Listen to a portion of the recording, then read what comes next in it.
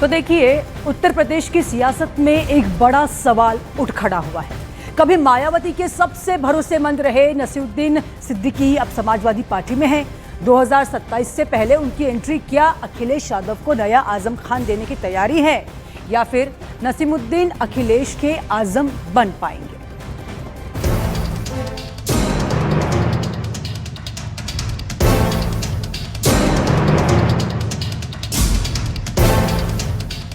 उत्तर प्रदेश की राजनीति में मुस्लिम नेतृत्व का सवाल हमेशा से निर्णायक रहा है।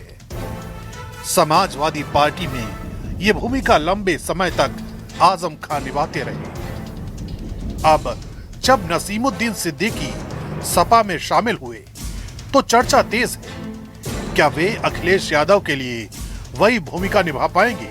एक समय में बीएसपी में मायावती के राइट हैंड रहे नसीमुद्दीन 1 दर्जन मंत्रालय संभाल चुके हैं और मुस्लिम राजनीति की दिशा तय करते थे। 2017 में बीएसपी से अलग होकर कांग्रेस गए, पश्चिमी यूपी का प्रभार संभाला और 8 साल बाद 2027 से पहले समाजवादी पार्टी में एंट्री कर ली। अब वे कहते हैं अखिलेश सूर्य हैं और वो उनकी किरणें। पावर नेता के पास होता है, हम उसकी किरणें हैं। वो सूर्य है, अखिलेश यादव जी सूर्य हैं, हम उनकी किरणें हैं। हजारों किरणें, लाखों किरणें आती हैं। सीधी सी बात ये, अखिलेश यादव जी ने जो काम किया अगर मैं बताना शुरू करूंगा, और इसलिए नहीं, जब मैं नहीं था सपा में तब भी मैं कहता था। नसीमुद्दीन सिद्दीकी लगातार पीडीए को मजबूत करने, कार्यकर्ता सम्मेलनों और कार्यकर्ताओं के घर रुकने की बात कह रहे हैं। ठीक वैसे ही जैसे आजम खान संगठन से सीधे संवाद की शैली के लिए जाने जाते थे।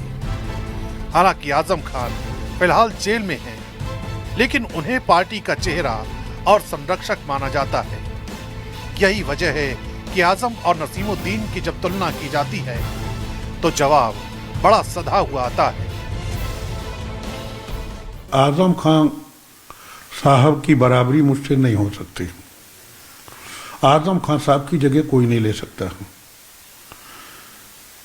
आजम खान साहब है, नसीमुद्दीन सिद्दीकी। आजम खान साहब मुझसे हर मामले में सुपीरियर हैं, काबिलियत में, एजुकेशन में, एक्सपीरियंस में, सीनियरिटी में। तो वो अलग बात है। जेल में रह करके भी वो बहुत कुछ करते हैं। समाजवादी पार्टी इस एंट्री को अनुभव की ताकत मान रही है। पार्टी नेताओं का कहना है कि 2027 विधानसभा चुनाव में नसीमुद्दीन सिद्दीकी का संगठनात्मक अनुभव अहम साबित होगा। हालांकि वे ये भी दोहरा रहे हैं कि आजम खान का सम्मान और कद बरकरार है, उनके कद की बराबरी कोई नहीं कर सकता। किसी नेता की किसी से तुलना नहीं है, किसी नेता की किसी से तुलना नहीं कर सकते। हम ये कह सकते हैं कि आजम साहब का बहुत बड़ा कद है और नसीमुद्दीन सिद्दीकी जी आए हैं और हमको, दल को और पीडीए के नारे को एक ताकत मिलेगी। पीडीए को ताकत मिलेगी और लोगों से कनेक्शन, तो जिस तरीके से उनका, मैंने कहा ना कि उनका जो अनुभव है, उनके जो लोग हैं, उनका जो तरीका है, उसका फायदा पार्टी को मिलेगा। बीजेपी इसे समाजवादी पार्टी के भीतर की रणनीतिक खींचतान से जोड़कर देख रही है। उसका कहना है कि अखिलेश और आजम के रिश्ते पहले भी सुर्खियों में रहे हैं। ऐसे में नया संतुलन बनाने की कोशिश हो रही है। साथ ही पार्टी नसीमुद्दीन सिद्दीकी को दगा हुआ कारतूस करार दे रही है। मुझे लगता है कि जब से अखिलेश जी सत्ता में आए लगातार काफ़ी साल से सत्ता में नहीं है, तब से उन्होंने आजम खां को किनारे काफ़ी हद तक लगा दिया था, क्योंकि उनके पिताजी के ज़माने के वरिष्ठ नेता आजम खां उन्हें टीपू कह के बुलाते थे और ये बात उनको बहुत नागवार गुजरती थी, तो कभी आजम खां के साथ खड़े नज़र नहीं आए।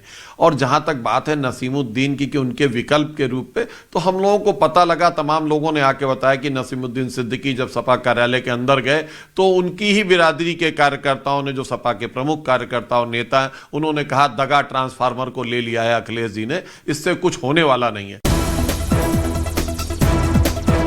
तो बड़ा सवाल अब भी कायम है, क्या नसीमुद्दीन सिद्दीकी अखिलेश यादव के लिए वही राजनीतिक स्तंभ बन पाएंगे जो कभी आजम खान थे?